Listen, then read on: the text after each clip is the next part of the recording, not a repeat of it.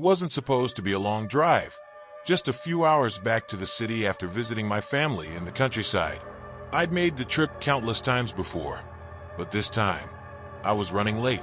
My mom's stories about the old days stretched long past sunset, and by the time I hit the road, it was well past midnight. The GPS had been rerouting me constantly, and after a while, I got tired of its mechanical voice telling me to make a U-turn. I remembered hearing about a shortcut, a winding back road that would shave off almost an hour. My cousin had mentioned it once, though not without a warning. "It's faster," he'd said. "But weird stuff happens out there. Folks say it's cursed or something." At the time, I'd laughed it off. Cursed? Come on. But now, staring at the darkened road ahead, those words floated back into my mind. Still, I didn't have time to waste. So, with a shrug, I turned off the main highway and onto the narrow, unlit road. The first thing I noticed was how dark it was. The kind of darkness that swallows up your headlights, leaving you feeling like you're driving through a void. Trees on either side of the road loomed over me, their gnarled branches twisting together like skeletal hands. At first, I tried to distract myself with music, but the radio only picked up static. I fumbled with my phone to play something off my playlist, but there was no signal. Just great, I thought, rolling my eyes. The only sounds left were the hum of the engine and the occasional crunch of gravel beneath my tires. I couldn't shake the feeling that something was off. The air felt heavy, pressing down on me like a weighted blanket. And then there was the smell. Faint at first, like damp earth, but it grew stronger the farther I drove. It smelled like rot, sickly sweet and nauseating. I told myself it was just my imagination, that the isolation was playing tricks on me. But deep down, I wasn't so sure. The road seemed endless, stretching out like a ribbon into the abyss. My knuckles whitened as I gripped the steering wheel tighter, the smell of rot still lingering. Every mile felt heavier than the last, and my initial confidence in taking this shortcut was starting to crack. Then I saw it, something lying in the middle of the road. At first glance, it looked like a bundle of clothes, crumpled and motionless. My stomach churned as my headlights swept over it, revealing what looked like a person. I slowed to a crawl, heart pounding in my chest. "Stay calm," I muttered under my breath. Maybe it was someone who needed help, or maybe no. I didn't want to finish that thought. Rolling down the window slightly, I called out, "Hey, are you okay?" No response. The figure remained still. Against my better judgment, I stopped the car and stepped out, the cold night air biting at my skin. The smell of rot was stronger now, almost unbearable. As I approached, the figure became clearer, thin, almost skeletal, with tattered clothes hanging off its frame. Its skin was pale and mottled, stretched taut over sharp bones. "Hey," I tried again, my voice trembling. "Do you need?" Before I could finish, the figure moved. Slowly, unnaturally. It lifted its head to face me. The eyes were sunken, black pits that seemed to swallow the light. Its mouth hung open, revealing jagged teeth that didn't seem to fit its face. I stumbled back, my breath catching in my throat. My instinct screamed at me to run, to get back in the car and drive. But I was frozen, rooted to the spot. The figure didn't speak. It just stared, its head tilting slightly as if studying me. Then it stood, its movements jerky and inhuman, as though it hadn't walked in years. That was all it took to snap me out of my paralysis. I bolted back to the car, slamming the door shut and locking it. My hands shook as I fumbled with the keys, finally getting the engine to roar to life. As I sped away, the figure didn't chase me. It just stood there, watching, its dark eyes burning into my memory. But even as I put distance between us, I couldn't shake the feeling that I wasn't alone anymore. The road stretched endlessly before me, the oppressive darkness swallowing the world outside my car. The encounter played over and over in my head, a horrifying loop I couldn't escape. I told myself I was safe, that whatever I'd seen was behind me, but my gut twisted in doubt. The air inside the car felt heavier, thicker. Then I noticed it. My rear-view mirror caught a flicker of movement, a shadow that didn't belong. My heart leapt into my throat as I glanced into the mirror again. but there was nothing. Just the faint glow of my taillights illuminating the empty road behind me. "Calm down," I whispered to myself, trying to keep my breathing steady. "You're just spooked." But the feeling persisted. A weight, an invisible presence pressing down on me. I glanced at the passenger seat, and for a split second, I thought I saw something. A faint outline, like a figure sitting there. My hands gripped the wheel, so tightly they ached. "Get it together," I muttered, my voice breaking. The smell hit me next, sharp and putrid, far worse than before.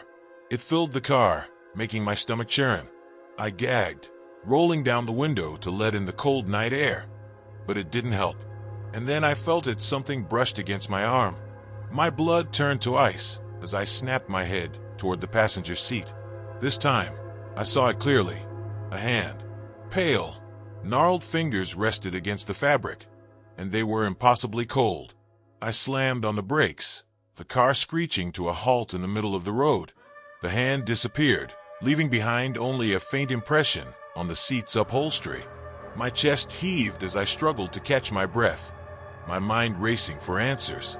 I didn't know what to do, but sitting there felt like inviting disaster. Gritting my teeth, I put the car back into drive, determined to keep moving. But as I turned the steering wheel, something caught my eye. There, on the inside of the windshield, was a smear of dark, reddish-brown liquid. It streaked across the glass, forming crude shapes, symbols I didn't recognize. My pulse thundered in my ears as I stared, unable to look away.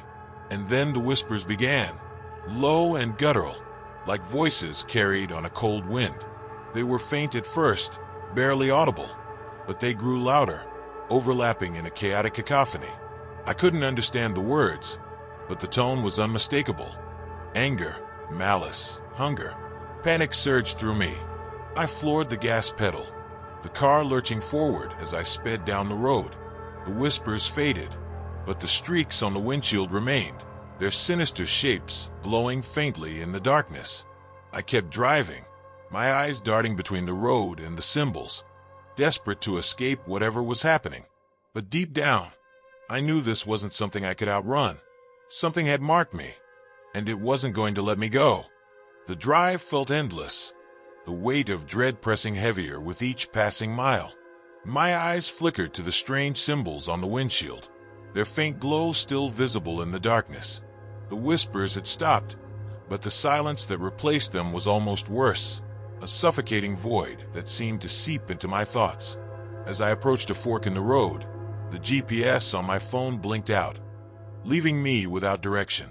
The screen displayed only static.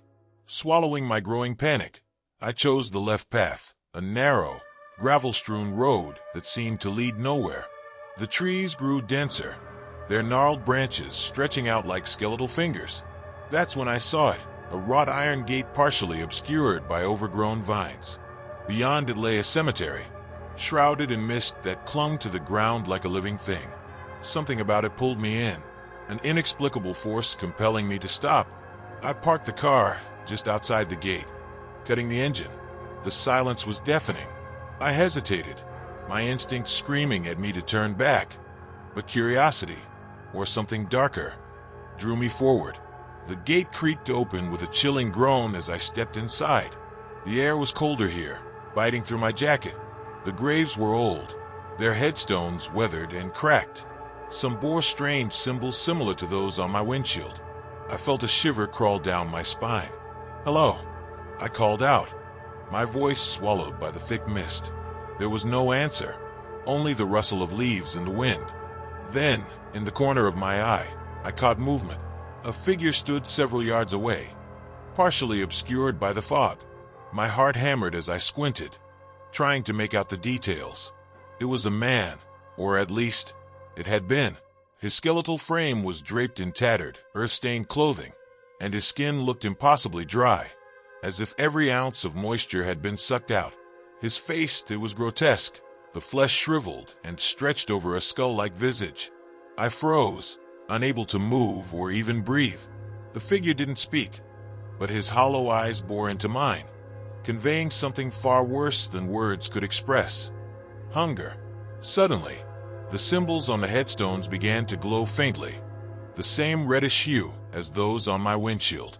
The light pulsed, casting eerie shadows across the cemetery. The air grew thick with the sickly sweet stench of decay. The figure took a step toward me, his movements jerky and unnatural, like a marionette controlled by invisible strings. I stumbled backward, my foot catching on a root. I hit the ground hard, the cold seeping into my body. The mist thickened, swirling around me, and I swore I heard faint whispers again, rising in a sinister chorus. Scrambling to my feet, I turned and ran, the sound of shuffling footsteps close behind me. The gate loomed ahead, but the closer I got, the more it seemed to recede, as if the cemetery itself refused to let me go. Finally, with a desperate burst of energy, I lunged through the gate, collapsing onto the gravel road. I dared to look back, but the figure was gone, swallowed by the mist. The cemetery stood silent and still, as if mocking me. I scrambled back into my car, my hands trembling as I started the engine. The symbols on the windshield were gone, leaving only faint smudges where they had been. My breathing was ragged, my thoughts racing. I didn't know what I had seen, but one thing was certain: this was far from over. I drove aimlessly, the events of the cemetery replaying in my mind like a broken record. My hands gripped the steering wheel so tightly they ached. The symbols, the grotesque figure, the whispers. None of it made sense, and yet it felt terrifyingly real. The highway stretched endlessly before me, lit only by the weak beams of my headlights. Suddenly, my phone buzzed on the passenger seat. It startled me, breaking the oppressive silence. Without taking my eyes off the road, I reached for it. The screen displayed a notification: unknown number, missed call. My heart sank. I hadn't heard it ring. As I stared at the screen, a new notification appeared. New voicemail. Against my better judgment, I played the message. At first, there was only static. Then, faintly, came the same guttural whispers I had heard in the cemetery. But this time, they formed words. "You cannot escape." The voice was low and rasping, as if it came from a throat long and used. A cold sweat broke out across my forehead. I dropped the phone, my focus snapping back to the road. That's when I noticed it. A figure standing in the middle of my lane. I slammed on the brakes, the tires screeching as I swerved. The car skidded to a stop, and for a moment, everything was still. I was shaking, my heart pounding like a war drum. Slowly, I looked up. The figure was standing just a few feet in front of the car. It was him, the same grotesque, desiccated creature from the cemetery. His hollow eyes glowed faintly, and his mouth twisted into a grotesque approximation of a smile. He raised a hand, pointing directly at me. Before I could react, the car's engine sputtered and died. The headlights flickered, plunging me into near-total darkness. The figure began to move, jerking toward me with the same unnatural gait. My breaths came in short, panic gasps as I fumbled with the keys, trying to restart the engine. The whispers returned, louder this time, filling the car like a cacophony of voices. They were speaking words I couldn't understand, a language that felt ancient and malevolent. The symbols from earlier reappeared on the windshield, glowing brighter with each passing second. Suddenly, the passenger door creaked open. I turned, expecting the worst, but there was no one there, only the empty seat. My mind raced, trying to piece together what was happening. The whispers grew deafening, their intensity making my ears throb. Then, out of the corner of my eye, I saw movement. The figure was now beside the car, his skeletal hand reaching for the driver's side window. I screamed, slamming my fist against the steering wheel, and the horn blared loudly, cutting through the whispers like a knife. In that instant, the symbols on the windshield exploded into a blinding light, forcing me to shield my eyes. When I opened them again, the figure was gone. The car engine roared back to life, as if nothing had happened. The whispers had ceased, leaving an oppressive silence in their wake. Shaking uncontrollably, I floored the accelerator, desperate to get as far away as possible. The road stretched endlessly ahead, but a gnawing sense of dread remained. I knew I hadn't escaped. This was only the beginning.